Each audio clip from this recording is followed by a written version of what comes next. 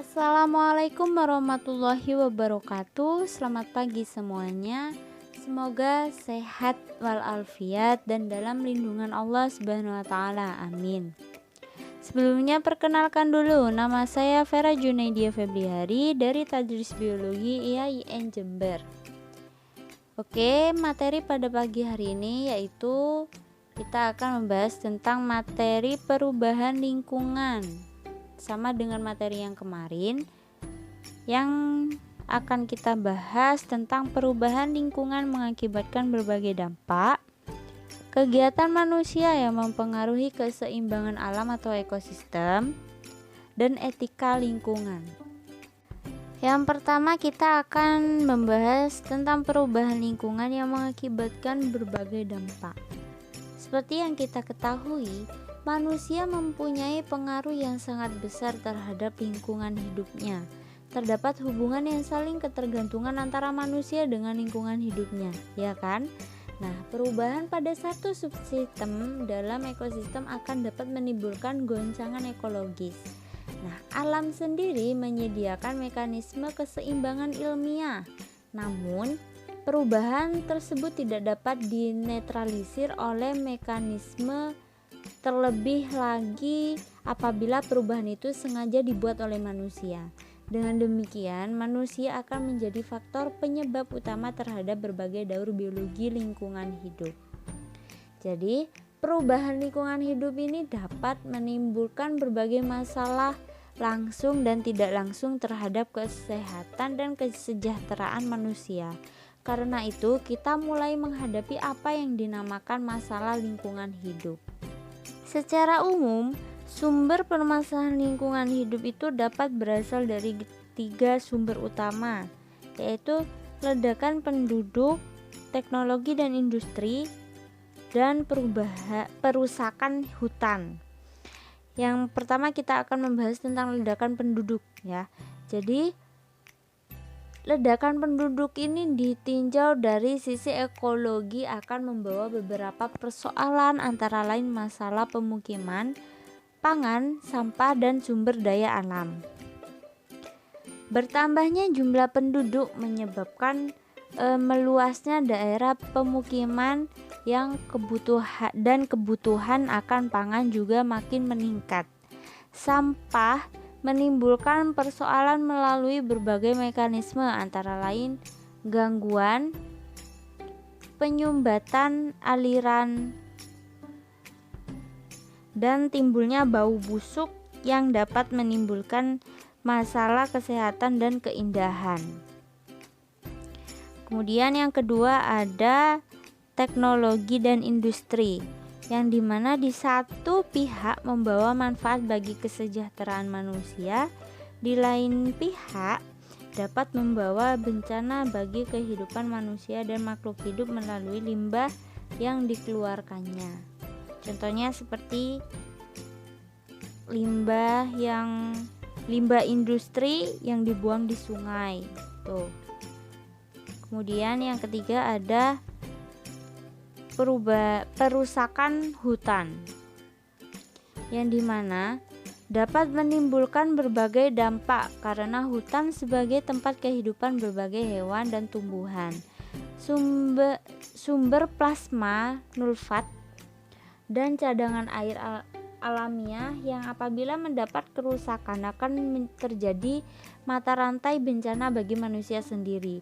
Perubahan komponen ekosistem yang diikuti dengan penyederhanaan dan kepunahan keanekaragaman hayati, humus lurut, erosi, banjir, dan kekeringan karena habisnya sumber dan cadangan air.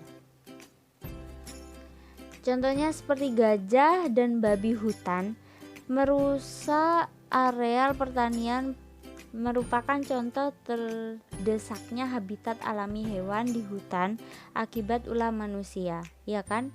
Nah, perusakan kawasan hutan umumnya digunakan sebagai tanah pertanian, perkebunan, atau pemukiman, atau mungkin saja hanya diambil kayunya saja gitu. Kemudian pembahasan selanjutnya yaitu kegiatan manusia yang mempengaruhi keseimbangan alam atau ekosistem. Nah, jadi Indonesia memiliki kekayaan alam dari daratan dan lautan. Contohnya kekayaan alam dari daratan, misalnya hutan, sawah, ladang, sedangkan dari perairan misalnya kolam, sungai, daratan, dan lautan. Semua kebutuhan manusia, hewan, dan tumbuhan berasal dari kekayaan alam tersebut, ya kan? Oleh karena itu, tidak ada makhluk hidup yang dapat hidup sendiri. Antara tumbuhan dan hewan yang hidup di hutan terjadi hubungan saling ketergantungan membentuk ekosistem. Kemudian manusia yang memanfaatkan hasil hutan, misalnya kayu dan rotan. Apakah kegiatan manusia tersebut akan mempengaruhi ekosistem? Nah, jadi ekosistem itu dapat terganggu keseimbangannya oleh berbagai kegiatan manusia, seperti penebangan hutan, perburuan, juga penggunaan bahan kimia yang tidak sesuai aturan. Penebangan hutan dilakukan untuk dimanfaatkan kayunya. Selain itu, juga untuk membuat ladang, perkebunan, pertambangan, industri, dan untuk tempat tinggal. Oke, mari kita bahas satu persatu ya. Yang pertama ada penebangan pohon secara liar dan pembakaran hutan. Perhatikan gambar ini ya. Ini adalah hutan yang ditebang pohonnya oleh manusia. Hutan ini mempunyai peran yang sangat penting bagi ekosistem, karena di dalam hutan hidup berbagai jenis hewan dan tumbuhan. Hutan menyediakan makanan, tempat tinggal, dan perlindungan bagi hewan-hewan tersebut. Hewan-hewan tanah tidak dapat hidup. Hewan-hewan besar hanya mencari makan ke tempat lain, bahkan sampai ke pemukiman manusia. Hal ini juga dapat merusak keseimbangan ekosistem. Nah, jika pohon-pohon ditebang terus-menerus, sumber makanan untuk hewan-hewan yang tidak di pohon tersebut juga akan berkurang atau tidak ada. Karena itu banyak hewan yang kekurangan makanan, contohnya ya kan. Akibatnya banyak hewan yang musnah dan menjadi langka.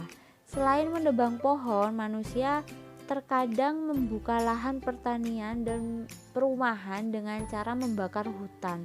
Itu sangat tidak dibolehkan ya. Akibatnya lapisan tanah dapat terbakar, tanah menjadi kering dan tidak subur. Kemudian yang kedua ada perburuan hewan secara terus-menerus. Seperti contoh yang sudah ada, ini adalah hewan yang diburu oleh manusia. Oke. Jadi, hewan liar diburu di berbagai tempat. Jumlah yang diburu sangat banyak. Pemburu bukan hanya tidak mempunyai izin berburu, tapi juga melakukan pemburuan di kawasan konservasi, termasuk taman nasional. Pemburuan komersial yang tidak terkendali merupakan masalah gawat untuk jenis tertentu. Banyak hewan buruan yang sangat disukai di Indonesia. Misalnya babi rusa, berbagai burung hias diantaranya kakak tua raja, burung beo, perkutut Jawa, ayam hutan, dan lain-lain. Dan masih banyak lagi hewan-hewan yang diburu oleh manusia. Hal ini sangat menyebabkan hewan-hewan tersebut menjadi langka. Manusia ada yang berburu hewan hanya untuk bersenang-senang saja, ya kan? Juga ada yang memanfaatkan sebagai bahan makanan, hiasan, atau pakaian. Tahukah kamu hewan-hewan langka yang lainnya, ya kan? Seperti contoh gambar yang sudah ada, yang sebelah kanan ini adalah contoh harimau yang diambil kulitnya untuk hiasan atau untuk pakaian atau bisa jadi untuk tas gitu ya. Kemudian selanjutnya yang ketiga ada penggunaan pupuk dan DDT yang berlebihan. Seperti contoh yang di gambar ini, seorang petani biasanya melakukan beberapa cara agar hasil pertaniannya tetap baik dan banyak. Cara yang dilakukan oleh para petani itu diantaranya dengan pemupukan dan pemberantasan hama. Ya, pupuk tanaman yang digunakan para petani ini ada dua macam, yaitu pupuk alami dan pupuk buatan. Yang dimana pupuk alami ini adalah pupuk yang dibuat dari bahan-bahan alami, misalnya dari kotoran hewan atau dari daun-daunan yang telah membusuk. Nah, pupuk alami ini dikenal dengan sebutan pupuk kandang atau pupuk kompos. Kemudian pupuk buatan ini adalah pupuk yang dibuat dari bahan kimia. Contohnya pupuk buatan adalah urea, NPK, dan ZA. Pupuk buatan yang berlebihan jika kena air hujan akan larut dan terbawa air ke sungai atau danau. Penggunaan pupuk buatan ini harus sesuai dengan aturan pemakaian. Mengapa? Karena dapat mempengaruhi ekosistem. Akibatnya di tempat tersebut menjadi penumpukan unsur hara sehingga gulma tumbuh subur. Enceng gondok tumbuh dengan subur sampai menutupi permukaan sungai atau danau. Nah, makhluk hidup dalam sungai atau danau tersebut akan berkurang karena sinar matahari yang dibutuhkan tidak sampai ke dasar sungai atau danau. Gitu. Kemudian untuk memberantas hama, para petani menggunakan pestisida atau insektisida. Contoh penggunaan insektisida yang merusak ekosistem adalah penggunaannya tidak tepat waktu, jumlahnya yang berlebihan, dan jenis insektisidanya tidak sesuai. Nah, penggunaan insektisida dan pestisida ini harus sesuai dengan ketentuan agar tidak membunuh makhluk hidup yang lainnya, gitu ya. Seperti burung, contohnya seperti burung atau hewan lainnya yang tidak merusak tanaman. Kan kasihan ya, burungnya tidak tahu apa-apa tapi kena imbasnya gitu. Kemudian yang keempat ada penangkapan ikan di laut dengan pukat harimau atau bahan peledak. Nah, contohnya seperti gambar yang sudah ada. Yang sebelah kiri ini adalah contoh gambar nelayan yang memakai bom ikan di laut untuk menangkap ikan. Kemudian gambar yang kiri ini adalah contoh gambar seorang nelayan yang memakai pukat harimau. Pukat harimau ini seperti jaringan yang besar gitu ya untuk menangkap ikan. Nah, para pencari ikan ini sering menggunakan pukat harimau. Pukat harimau menggunakan jaring-jaring yang lubangnya sangat kecil dan dapat menjangkau daerah luas. Biasanya menggunakan jaringan yang sangat besar gitu ya. Bahkan ada juga yang menggunakan bahan peledak untuk menangkap ikan, seperti contoh yang sudah ada. Bahan peledak ini menyebabkan ikan-ikan baik besar maupun kecil mati. Jika ikan kecil turut mati, jumlah ikan pada masa mendatang akan berkurang. Selain penangkapan ikan, kegiatan manusia yang dapat menyebabkan kerusakan yaitu pengambilan terumbu karang secara besar-besaran. Terumbu karang ini berfungsi menahan terjangan ombak laut loh ya. Selain itu, terumbu karang ini juga merupakan tempat hidup hewan laut. Jika manusia mengambil terumbu karang untuk dijadikan hiasan misalnya, akibatnya hewan-hewan laut kehilangan tempat hidupnya. Ombak juga langsung menerjang pantai sehingga dapat menyebabkan abrasi. Abrasi ini dapat menyebabkan kerusakan laut dan pantai. Gitu. Oke, yang terakhir kita akan membahas tentang etika lingkungan. Sebagai bangsa Indonesia, Yang bertanggung jawab, kita tidak menghendaki lingkungan yang semakin rusak akibat ulah manusia yang keliru, ya kan? Tetapi kita menghendaki lingkungan yang dapat menyangga kehidupan yang semakin baik bagi flora, fauna, dan manusia yang hidup di dalamnya.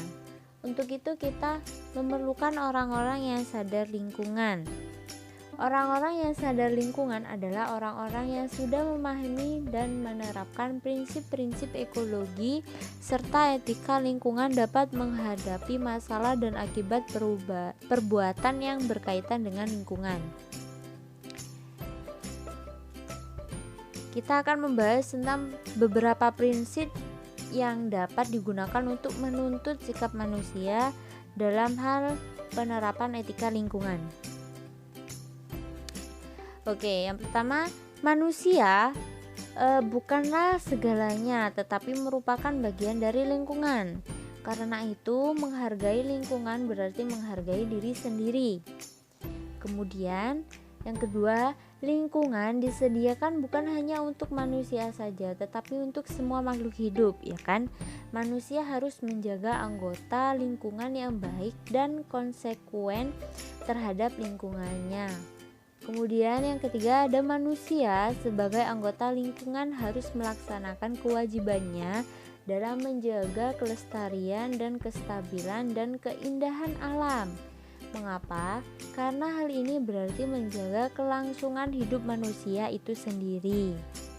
Kemudian mengusahakan bahan yang digunakan dalam dapat didaur ulang. Kemudian berusaha untuk selalu tetap menjaga keseimbangan lingkungan. Sumber daya alam adalah sangat terbatas, karena itu perlu dihemat. Kalian termasuk dalam menjalani prinsip etika lingkungan ini enggak?